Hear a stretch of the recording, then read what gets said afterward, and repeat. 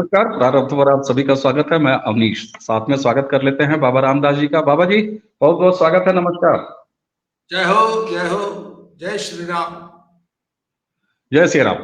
दर्शकों, पहलवान यानी रेसलिंग से जुड़े हुए मुद्दे पर हम बाबा रामदास जी के साथ समय पर लगातार बात कर रहे हैं। इस समय एक नया अपडेट है, जो ब्रजभूषण शरण सिंह यानी पूर्व डब्ल्यूएफआई के अध्यक्ष, उनके खिलाफ 6 महिला पहलवानों ने जो यौन शोषण का आरोप लगाया था, अब उसकी लगातार तारीखें हो रही हैं, लगातार हियरिंग चल रही है। अभी जो नया-नया मामला आया है, वो ये है, इससे पहले जब कोर्ट में बहस हो रही है, तो लगातार झूठे आरोप और उसके आधार पकड़े जा रहे हैं, वो खुलासा हो रहा है कोर्ट में। लेकिन आज क्या हुआ है कि चार्जशीट से ये बात सामने आई है कि 6 की 6 महिला पहलवानों ने जो आरोप लगाया है ब्रजभूषण पर, उसकी भाषा एक जैसी है। यानी आरोप कट कॉपी पेस्ट है। ये आपने सोशल मीडिया पर देखा होगा, जब एक ही जैसे शब्दों के और एक ही जैसे ट्विटर कैसे गिरोहों द्वारा फैलाए जाते हैं कट कॉपी पेस्ट करके। बाबा जी, ये आरोप भी कट कॉपी पेस्ट है, हूबहू एक जैसे शब्द शब्द एक, ये क्या है सर? सर, असल में है आरोप है मैन्युफैक्चर्ड। मैंने एक और वीडियो बनाया है, आप देखिएगा, आपके दर्शकों को भी हम लिंक देंगे कि आरोपों में ये पूरे प्रकरण में रिवर्स इंजीनियरिंग हुई है। अच्छा। मतलब पहले घटना हुई और फिर उसकी रिपोर्ट करके दोषी को जेल भिजवाने का उपक्रम नहीं है ये। जो एक्यूज्ड था पहले वो चुन लिया गया, उसके खिलाफ एक दुश्मनी पाल ली गई, फिर अब उसको जेल भिजवाना है। तो जेल भिजवाने के उद्देश्य से फिर आरोप लगाए गए, आरोप लगाने के लिए विक्टिम ढूंढे गए, विक्टिम ढूंढकर एक आरोप लगाया गया, एक कंप्लेंट बनाई गई। परंतु कंप्लेंट बनाते समय बड़ी कॉम्प्लिकेशंस थी, क्योंकि इस एफआईआर से पहले एक जांच हो चुकी थी। वो जांच इस एफआईआर में रोड़ा बन रही थी। तो उस जांच को कवर करने के लिए, उस जांच में बोले गए झूठ अलग थे, इसमें बोले गए झूठ अलग है, तथ्यों का हेरफेर था, गोलमोल था सब कुछ। उसमें कुछ और बात कही गई, इसमें कुछ और बात कही गई। तो उनको कवर करने के लिए हर कंप्लेंट में एक क्लॉज जोड़ा गया।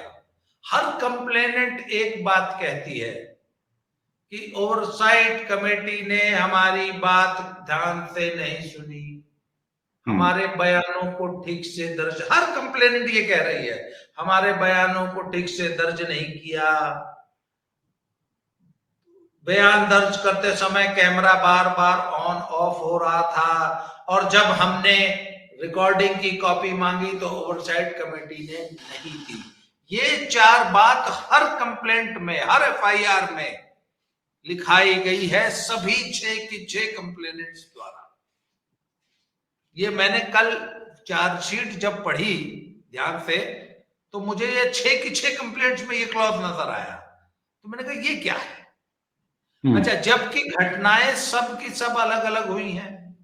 कोई 2012 की है, कोई 2016 की है, कोई 2017 की है, कोई 2019 की है, कोई 2022 की है, कोई मंगोलिया की है, कोई बिश्केक की है, वो किर्गिस्तान की है, कोई बैंकॉक की है, कोई बेल्लारी की है, कोई रांची की है, कोई दिल्ली की है, कोई लखनऊ की है। सभी कंप्लेंट्स में एक चीज कॉमन है कि हमने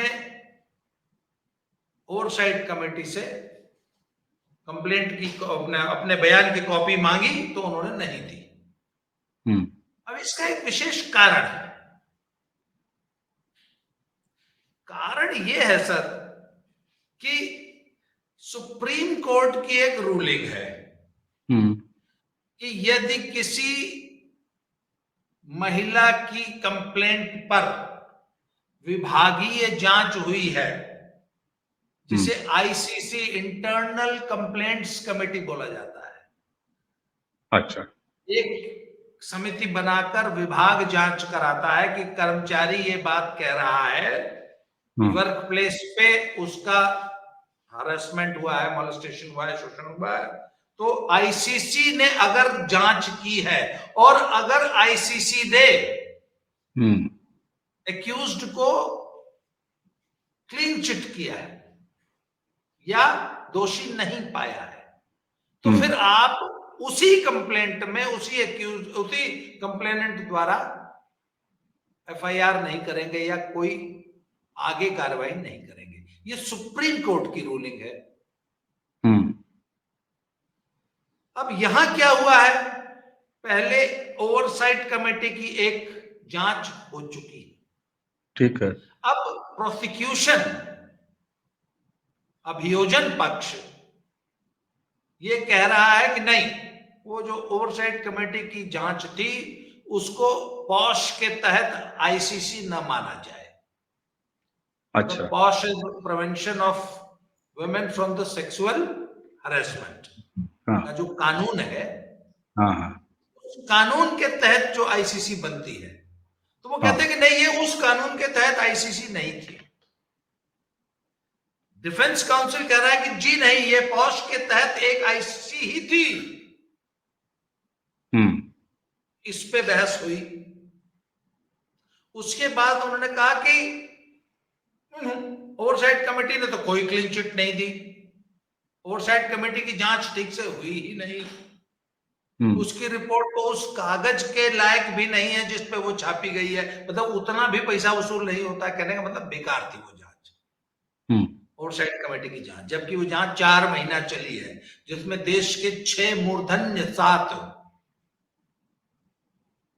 खिलाड़ी और खेल प्रशासक ने मिलकर वो जांच की है, जिसमें एक मेंबर खुद वो था जो धरना जीवियों का ही गिरोह का सदस्य था, जिसने खुद धरना दिलवाया था, धरने की परमिशन मांगी थी, वही व्यक्ति उस जांच कमेटी का मेंबर बना दिया गया, धरना जीवियों के दुराग्रह से, ब्लैकमेलिंग से। खैर, अब वो कहते हैं कि साहब उसने कोई क्लीन चिट नहीं दी। बचाव पक्ष का वकील कहता है कि जब आईसीसी बैठती है, इंटरनल कंप्लेंट्स कमेटी जो है, जब वो जांच करती है तो वो अपना एक कंक्लूजन देती है कि एक्यूज्ड या तो निर्दोष है, और आरोप जो है वो मेलाफिडे है, वो किसी जानबूझ के लगाए गए हैं, विशेष उद्देश्य से लगाए हैं, बदला लेने के लिए लगाए, या नहीं आरोप सही है, एक्यूज्ड का प्रथम दृष्टया, पहली निगाह में ना अपराध बनता है, या आरोप स्टैंड करते हैं, आईसीसी को ऐसा लगता है, तो वो अंत में एक रिकमेंडेशन करती है कि now the complainant should move an FIR, और अब उसको न्यायिक प्रक्रिया अपनानी चाहिए, अब उसको एफआईआर करनी चाहिए। तो फिर वो एफआईआर होती है। क्यों? क्योंकि आईसीसी को सजा देने का या गिरफ्तार करने का अधिकार नहीं होता। वो तो कोर्ट को ही होगा। ठीक है, वो सिर्फ पुलिस को और कोर्ट को है, इसलिए अब आप पुलिस में जाइए। ठीक। ओवरसाइट कमेटी ने ऐसा कोई कंक्लूजन नहीं दिया। वो कहती है, अच्छा, रेबेका जॉन है पहलवानों की वकील, वो कहती हैं कोई क्लीन चिट नहीं दिया, ओवरसाइट कमेटी ने कोई क्लीन चिट नहीं दिया है ब्रजभूषण सिंह को। बचाव पक्ष का वकील कहता है तो दोषी भी तो नहीं ठहराया। ठीक बात। ओवरसाइट कमेटी ने कहां कहा है कि पहलवानों जाओ एफआईआर करो। तो यदि एफआईआर करने के लिए नहीं कहा, इसका मतलब दोषी प्रथम दृष्टया नहीं पाया प्राइमा फेसी। तो ओवरसाइट कमेटी ने ब्रजभूषण शरण सिंह को प्राइमा फेसी दोषी नहीं पाया। It is a clean chit. और अगर ओवरसाइट कमेटी ने क्लीन चिट दे दी है तो अब ये मुकदमा चलाने लायक ही नहीं है, क्योंकि सुप्रीम कोर्ट की रूलिंग है। उसने ऐसे 5-7 रूलिंग ला के रख दी सामने। एक तो बहस ये चल रही है कि ये मुकदमा स्टैंड ही नहीं करता, फ्रेम चार्जेस फ्रेम होने लायक ही नहीं है। अच्छा, पहला तो ये है।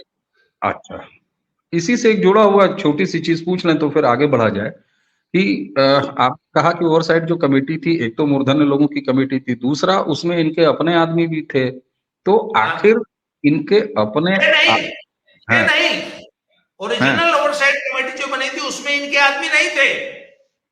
अच्छा इन्होंने घुसेड़े बाद में बाकायदा आरआर मचा के घुसेड़े कि हमारा तो एक को आदमी नहीं है, सब भाजपा के आदमी हैं, हमारा आदमी भी घुसो। जबकि ऐसी जांच समितियों में कोई किसी का आदमी नहीं होता है, निष्पक्ष लोग रखे जाते हैं, पर इन्होंने अपना आदमी घुसाया। वो आदमी जिसने धरना दिलवाया था, जिसने धरने की परमिशन यूपी दिल्ली पुलिस से मांगी थी। हाँ, अगला सवाल मांगी, आप नहीं, सवाल पूरा कीजिए। वही वही मैं पूछ रहा हूं कि अगर इन्होंने अपना आदमी घुसड़वा भी लिया था और उसी कमेटी ने जो है कोई आरोप तय नहीं पाया प्राइमा फेसी ब्रजभूषण शरण सिंह पे, तो पहली चीज तो ये सवाल बनता है कि उस कमेटी से इनको निराशा क्यों मिली अपने आदमी घुसड़वाने के बाद भी?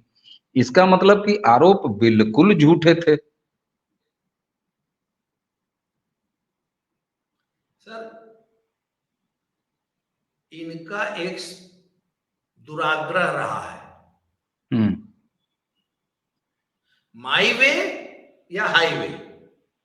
हम्म हम तब तक कमेटी की रिपोर्ट से संतुष्ट नहीं होंगे जब तक कि वो हमारे फेवर में, हमारे मन मुताबिक फैसला नहीं देगी। जांच कीजिए इसलिए कि वो हमारे पक्ष में फैसला दे। इनको जांच नहीं चाहिए थी, इनको अपने पक्ष में फैसला चाहिए था, तो कैसे संतुष्ट हो जाते? बिल्कुल ठीक बात है। और यहाँ आपकी वो वाली बात जो है ना वो ज्यादा अब समझ में आती है कि रिवर्स इंजीनियरिंग कर रहे हैं इन्होंने। पहले जो है वो फंसाने का तय किया और उसके बाद फिर उसके आसपास बाकी सामग्री ये सजा रहे हैं। इस वजह से ये ब्लंडर हो रहा है, क्योंकि ये तो ब्लंडर है।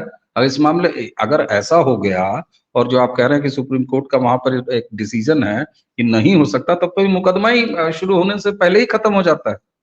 ये चार्जेस की जो बहस होती है उसमें यही ना होता है, मुकदमा हाँ। खत्म होने शुरू होने से पहले ही खत्म कर देता है कोर्ट कि नहीं, स्टैंड नहीं करता मुकदमा, चार्जेस ही फ्रेम होने लायक नहीं है। तो अब तैयारी क्या है पहलवानों की इसके खिलाफ, ये जो पूरी चीजें हो रही हैं? क्योंकि अब मेरे ख्याल से अब तो छुट्टियां पड़ रही हैं और कल एक तारीख और थी। अब इसके बाद सीधे जो है 9-10 दिन बाद तारीख पड़ी है, तो 9 दिनों तक तो अब तैयारी का मान लीजिए मौका मिल गया। तो ये मुकदमा जिस तरफ जाते हुए दिख रहा है कि इसका तो जो है वो समय से पहले ही ये मामला कुल विधवा होकर नजर आ रहा है कि भाई मुकदमा नहीं शुरू होगा। तो पहलवान जी लोगों की क्या कवायद है? क्योंकि पहलवान जी लोग ये जितने भी धरनाजीवी पहलवान हैं, ये कुश्ती और खेल पर ध्यान देने की बजाय मुकदमा और नेतागिरी पे तो पूरा ध्यान दिया है। ऐसा तो है नहीं कि ये चुप होंगे। तो इनकी तरफ से क्या तैयारी है? उनकी तरफ से कोई तैयारी नहीं है सर। मैं एक बड़ी बहुत बहुत इंपॉर्टेंट बात बता रहा हूं। एक बात बताऊं, मैं पहले दिन से ये कहता आ रहा हूं कि पहलवानों ने ये जो धरना दिया था ना 19 जनवरी को, ये इन्होंने दिया नहीं था। कि कुछ लोगों ने इनको बेवकूफ बना के, इनको यूज करके, इनको मोहरा बना के इनसे धरना दिलवा दिया। ये सब समझ नहीं पाए कि ये इतनी बड़ी लॉबी है, ये हमको मोहरा बना के यूज कर रही है। ये सब धरने पे बैठ गए। इनको ये बोला गया था कि सुबह 11-1 बजे धरना शुरू करना, 3-4 बजे तक समाप्त हो जाए। 3-4 बजे तक हमारा जो पर्पस है धरने का, इनका था सरकार में, स्पोर्ट्स अथॉरिटी ऑफ इंडिया में, और विपक्ष की एक लॉबी थी जो ब्रजभूषण शरण सिंह को अपने अंगूठे के नीचे लेना चाहती थी। सच्चाई ये है। अच्छा, जब ये 10-10:30 बजे धरने पे बैठे हैं ना, तो जैसे ही ये न्यूज फ्लैश हुई तो तुरंत जो है, मैं आपको अंदर की बात बता रहा हूं, और फैली चारों तरफ। तो नेताजी थे लखनऊ में, तो इन्होंने तुरंत एक व्यक्ति को भेजा कि अरे जाओ पहलवानों को बोलो क्या नौटंकी कर रहे हैं, जो समस्या है हमारे आगे बोलो। अच्छा। जो समस्या है हमसे बोलो ना, इसे क्या नौटंकी कर रहे हो जंतर मंतर पे। तो वह व्यक्ति गया, उसने बोला बेटा इधर आओ। मुख्य जो 3-4 बेटा लोग थे उनको साइड में बुलाया, कह रहे क्या यार ये सब क्या कर रहे हो तुम लोग, बोलो क्या बात है, क्या चाहिए नेताजी से। और तब तक नेताजी जो है दिल्ली, लखनऊ से दिल्ली के लिए रवाना हो चुके थे। पहली फ्लाइट पकड़ के। पर ये सब सुनने को तैयार ही नहीं थे। क्यों? क्योंकि इनके हैंडलर्स थे। पर वो होता है ना, जब मुंबई में जब अटैक होता है तो हैंडलर तो कराची बैठा होता है ना, ठीक ठीक। तो हैंडलर ने जो है उस वक्त बात नहीं करने दी और हरी झंडी नहीं दी, ये सब नहीं माने। तब तक बच गया 3-4 घंटा हो गया, 3 बज गया। 3 बजे तब तक अब प्रेस का पेट नहीं भर रहा था, धरने में उनको मजा नहीं आ रहा था, उनको मन मुताबिक मसाला मिल नहीं रहा था। तो अब भाई खेल प्रशासक है, तानाशाही करता है, या करता है वहां करता है, अरे सामान्य बातें हैं यार। हाँ, उतना मजेदार नहीं है। थोड़ा चाट मसाला बढ़ाओ। तो तुम बोला शोषण करते हैं। बोला कौन सा शोषण करते हैं? शोषण करते हैं। अब वो मन मुताबिक शब्द बोल नहीं रही थी, तो प्रेस वाला बोला यौन शोषण करते हैं क्या? उसने इनके मुंह में अपना शब्द घुसेड़ा और इन्होंने गप से चबा लिया उसको। बस प्रेस को मनमाफिक मसाला मिल गया। अब रायता फैल गया। अच्छा सर, ये बिना तैयारी के लगाया गया आरोप था, इसलिए इतना रायता फैला है। एक बात बताऊं, अगर ये पहले से प्लान्ड आरोप लगाना होता ना, तब तो सर इतना बढ़िया केस बनता, क्या बताऊं मैं आपको। मतलब अगर ये सुपारी पहले कोई ले लेता और पहले से प्लान कर लेता कि ब्रजभूषण को फंसाना है और ऐसे फंसाना है, तो सर इतना शानदार तरीके से फंसाए होते ना, ब्रजभूषण सिंह जी सारी जिंदगी बाहर नहीं आ पाते। इसीलिए मैं कहता हूं कि ये तैयारी करके बनाया हुआ केस नहीं था, आधार अधूरे तैयारी से था। अब इनको रिवर्स इंजीनियरिंग करनी पड़ रही है। एक्चुअली तो कोई घटना हुई नहीं है, तो everything has to be manufactured. आरोप manufactured, victim manufactured, complaint manufactured, गवाह manufactured, venue manufactured, date manufactured, घटना मैन्युफैक्चर्ड।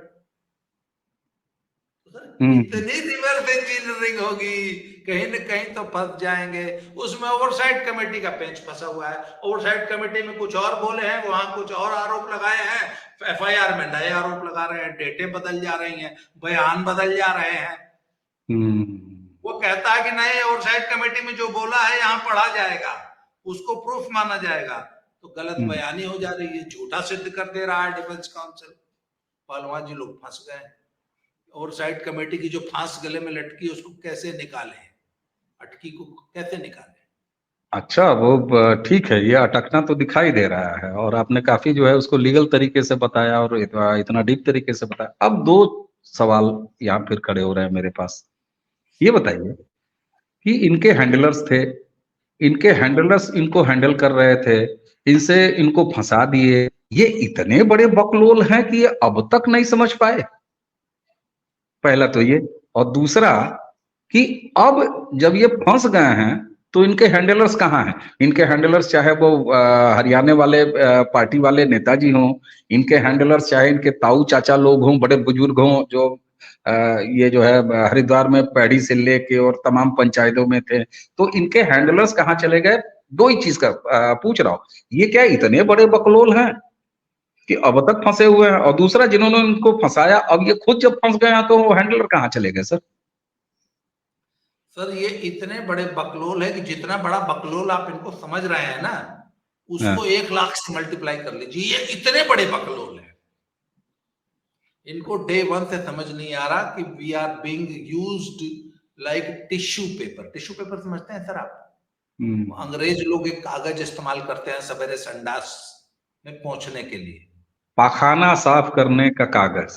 हाँ, पाखाना पोंछने का, साफ करने का, साफ थोड़े ना होता उससे। ठीक, और पाखाना पोंछ कर फेंक दिया, तो इनको पाखाना पोंछने वाला कागज बना दिया है इनके हैंडलर ने। और सर एक चीज जिंदगी में मैं अपने सभी दर्शकों को, श्रोताओं को ये बता रहा हूं, चौराहे पे अगर बैठोगे घर की इज्जत को यदि चौराहे पे लाओगे तो सब लोग ऐसे ही मजा लेंगे जैसे तुम्हारा पिछले 10 महीने में लोगों ने लिया है। आप अगर आप चौराहे पे बैठने को तैयार हो गए तो इसलिए आपके 1-2 नहीं 100 हैंडलर तैयार हो गए। पॉलिटिशियंस अलग आ गए, खाप नेता अलग आ गए, किसान नेता अलग आ गए, जात नेता अलग आ गए, राजनेता अलग आ गए, कुश्ती संघ की राजनीति, कुश्ती संघ पे कब्जा कराने वाले अलग आ गए, अपनी पहलवानी, अपना अखाड़ा, अपनी लोकल नेतागिरी, रेसलिंग वाली नेतागिरी चमकाने वाले अलग पैदा हो गए। और इन सबने मिलके, सर वो टिश्यू पेपर का रोल बहुत बड़ा होता है ना, मोटा होता है, उसमें से कागज निकालते जाते हैं और पोंछ पोंछ के फेंकते जाते हैं। एक बंडल से कई लोग अपना पखाना साफ करते हैं। बिल्कुल बिल्कुल। तो सर ये सबका, ये पूरे 10-20 हैंडलर्स हैं जिन्होंने इनको अपना पखाना साफ करके वहां कोने में फेंक रखा है, और वो सब चले गए।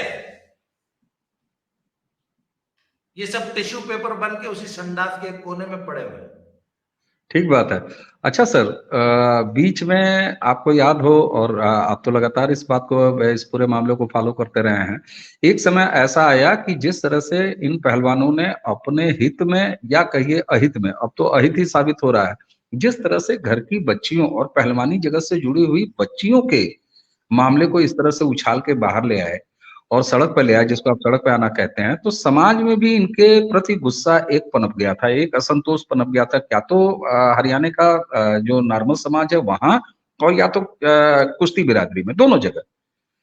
अब क्या इनको जरा सा भी ये एहसास नहीं है, या जो कुश्ती जगत है, या जो हरियाणा का समाज है, क्योंकि हरियाणा का नाम मैं इसलिए बार बार ले रहा हूं कि बेइज्जत भी सबसे ज्यादा हरियाणा हुआ है, और हरियाणा की बेटियां हुई हैं सबसे ज्यादा नाम गिनाने में। क्या इनको कहीं ये गिल्ट है एक समाज के तौर पर, और इन पहलवानों के अंदर, कि ये हमने क्या कर दिया?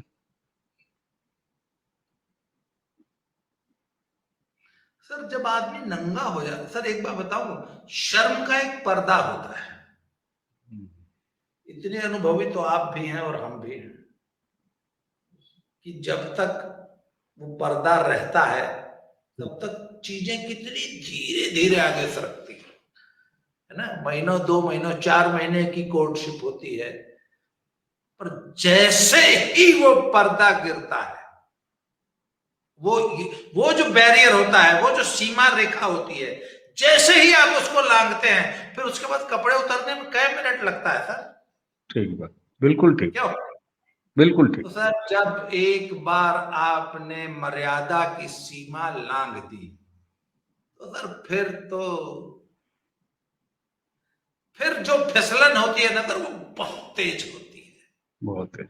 सर ये अब असल में ना, ये एकदम इनके कपड़े उतर चुके हैं। ठीक बात है, लेकिन दुख इस बात का तो है ही ना सर, कि पूरा समाज जो है वो और वहाँ की बेटियां, एक खास इतना शानदार स्पोर्ट्स जिसमें इतना अच्छा चल रहा था देश की तरफ से, उससे जुड़ी हुई बच्चियां, सर ये तो बदनाम हुई ना। अब तो आप सोचिए कितनी नकारात्मकता फैल गई इस पूरे मामले को लेके, और तब जबकि अब ये लग रहा है कि मुकदमा शुरू होने से पहले ही खत्म होना है। सर वही बात है ना सर, मैन्युफैक्चर्ड। अच्छा, सिर्फ इसमें बड़ी तगड़ी मैन्युफैक्चरिंग हुई है, आक्रोश भी मैन्युफैक्चर्ड था भाई। हमारी बेटी का शोषण हो गया, इस पे आक्रोश हुआ, उसको क्षेत्रीय अस्मिता, जातीय अस्मिता बनाया, बहन बेटियों का मामला बनाया गया, तो कितना आक्रोश पैदा हुआ था। बट आक्रोश वॉज मैन्युफैक्चर्ड। आक्रोश मैन्युफैक्चर करने के लिए ही तो इसको बहन बेटियों का मसला बनाया गया, तो मैन्युफैक्चर्ड आक्रोश था ना सर। बिल्कुल।